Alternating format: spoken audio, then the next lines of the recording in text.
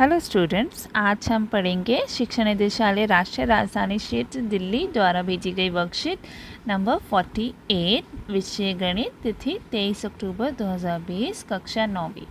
तो हमेशा की तरह आप वर्कशीट स्टार्ट करने से पहले अपना नाम और अपने अध्यापक का नाम लिखेंगे, फिर हम वर्कशीट स्टार्ट करेंगे। तो आज का विषय है आंकड़ों का संग्रह। संग्रह मीन्स इकट्ठा करना, आंकड़ों को इकट्ठा करना। बच्चों, आपने अपनी कक्षा में अपने शिक्षक को रजिस्टर पर प्रतिदिन विद्यार्थियों की उपस्थिति अंकित करते या प्रत्येक टेस्ट अथवा परीक्षा के बाद आपके द्वारा प्राप्त अंकों को अंकित करते हुए अवश्य ही देखा होगा। आपने देखा होगा कि आपके क्लास टीचर शिक्षक कैसे रजिस्टर में हर रोज़ आपकी अटेंडेंस लेते हैं और वो मार्क करते हैं। और कोई भी टेस्ट, कोई भी परीक्षा होती है, उसमें जो आपके अंक आते हैं, मार्क्स आते हैं, वो टीचर नोट डाउन करती है। इसी प्रकार आपने क्रिकेट के स्कोर बोर्ड को भी अवश्य देखा होगा। ऐसा ही एक स्कोर बोर्ड यहाँ दर्शाया जा रहा है। तो आपने एक स्कोर बोर्ड देखा होगा जो कि यहाँ दर्शाया गया है कि गेंदबाज का नाम क्या है, ओवर क्या है, मेडन ओवर क्या है, दिए गए रन, लिए गए विकेट्स, कितने कितने विकेट्स लिए उन्होंने। तो ये सारी चीज़ें क्या है, इसमें रजिस्टर में नोट करना और यहाँ पे ये टेबल बनना, ये सारी चीज़ें क्या है, ये एक होता है आंकड़े या आंकड़े हैं। आप जानते हैं कि खेल में कौन जीता या कौन हारा, केवल यही सूचना स्कोरबोर्ड पर अंकित नहीं होती है कि कौन जीता है और कौन हारा है। यही सिर्फ खाली नहीं लिखा होता स्कोरबोर्ड पर। स्कोरबोर्ड से आप खेल के बारे में कुछ और अति उपयोगी सूचनाएं भी प्राप्त कर लेते हैं और भी बहुत सारी चीज़ें हमें वहाँ से मिलती हैं जो उतनी ही महत्वपूर्ण होती है। उदाहरणार्थ आप यह ज्ञात कर सकते हैं कि सबसे अधिक रन बनाने वाले खिलाड़ी ने कितने समय लिया और कितनी गेंदों का सामना किया, कि जिसने सबसे ज़्यादा रन बनाए हैं उसने कितना टाइम लिया है ये रन बनाने के लिए और कितनी गेंदों का सामना किया, उसने कितनी गेंदें खेली हैं। प्रतिदिन हमें तथ्यों, संख्यात्मक अंकों, सारणियों, आलेखों आदि के रूप में विभिन्न प्रकार की सूचनाएं देखने को मिलती रहती हैं। हर डेली लाइफ में प्रतिदिन हमें क्या क्या ये चीज़ें सारी देखनी पड़ती हैं। सारणी मीन्स टेबल, आलेख, ग्राफ, संख्यात्मक अंक, नंबर्स, फिगर्स, हमें कुछ भी ऐसी चीज़ें देखने को मिलती हैं। एक निश्चित उद्देश्य से एकत्रित किए गए इन तथ्यों या अंकों को संख्यात्मक या अन्य रूप में हो सकते हैं आंकड़े कहा जाता है। अर्थात आंकड़े संख्याओं के वे संग्रह हैं जो कुछ सूचनाएं देने के लिए एकत्रित किए जाते हैं। तो ये एक निश्चित उद्देश्य से हम इकट्ठा कर रहे हैं चीज़ें, चाहे वो अंक हो, नंबर्स हो, काउंटिंग्स हो, अल्फ़ाबेट्स हो, मतलब कुछ भी हो जो हम इकट्ठी कर रहे हैं चीज़ें, वो सारी चीज़ें क्या हैं, आंकड़े होती है। एक निश्चित उद्देश्य से हमारे पास एक उद्देश्य है जिस चीज़ के लिए हमने वो इकट्ठा करना है, तो वो सारी चीज़ें क्या हैं, आंकड़े होते हैं। आंकड़े संख्याओं के वे संग्रह हैं जो कुछ सूचनाएं देने के लिए एकत्रित किए जाते हैं। कि कोई हमने किसी को कुछ सूचना देनी है, उसके लिए हम कुछ इकट्ठा कर रहे हैं, संग्रह कर रहे हैं, वो सारी चीज़ें क्या आएंगी, आंकड़े होती है। अर्थपूर्ण सूचनाएं उपलब्ध करने से संबंधित अध्ययन गणित की जिस शाखा में किया जाता है उसे सांख्यिकी कहा जाता है। ये आंकड़े हम कौन सी उसमें शाखा में, गणित की में हम करते हैं, सांख्यिकी, स्टैटिस्टिक्स में करते हैं। अपने दैनिक जीवन में आपने संख्याओं, आकृतियों, नामों इत्यादि से संबंधित अनेक प्रकार की सारणियाँ, टेबल्स देखी होंगी। ये सारणियाँ हमें आंकड़े उपलब्ध कराती हैं। आपने डेली लाइफ में बहुत सारे टेबल्स देखे होंगे, सारणियाँ देखी होंगी जिसमें नाम लिखे हों, नंबर लिखे हों, कुछ भी लिखे हों, वो सारे क्या होते हैं, आंकड़े होते हैं। आइए आंकड़ों के संग्रह से संबंधित अपनी समझ को बेहतर करने के लिए कुछ क्रियाकलाप करते हैं। अब क्रियाकलाप करते हैं।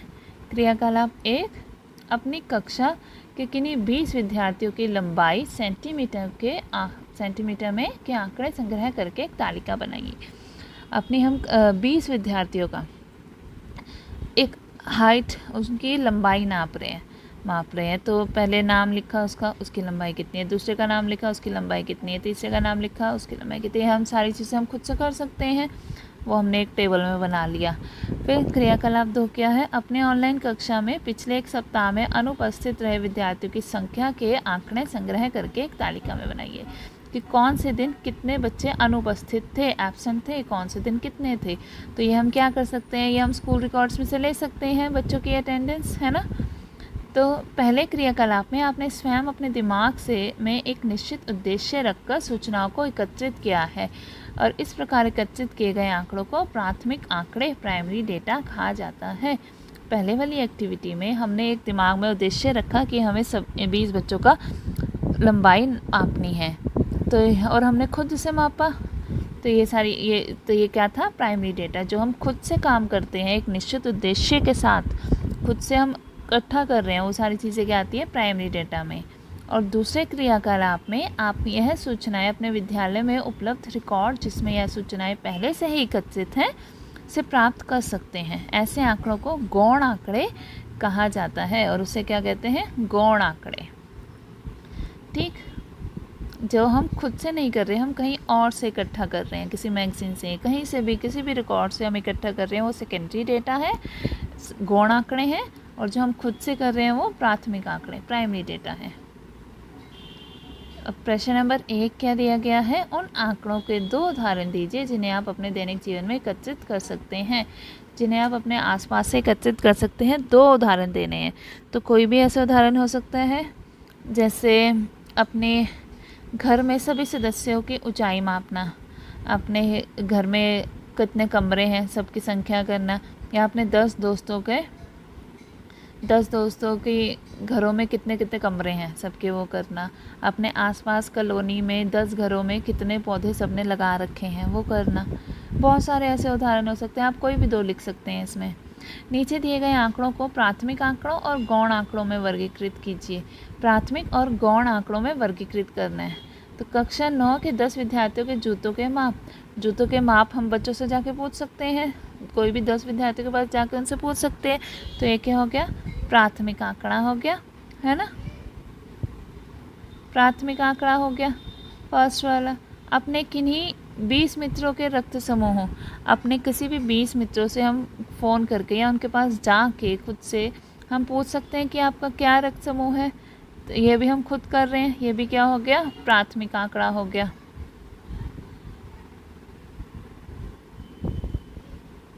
फिर अपने कक्षा मित्रों के परिवारों के सदस्यों की संख्या, कि अपने कक्षा मित्रों से हम पूछ रहे हैं, उनके पास जाके हम पता कर सकते हैं कि तुम्हारे घर में, तुम्हारे परिवार में कितने सदस्य हैं, ये भी हम खुद से कर रहे हैं। तो ये भी क्या हो गया, प्राथमिक आंकड़ा हो गया।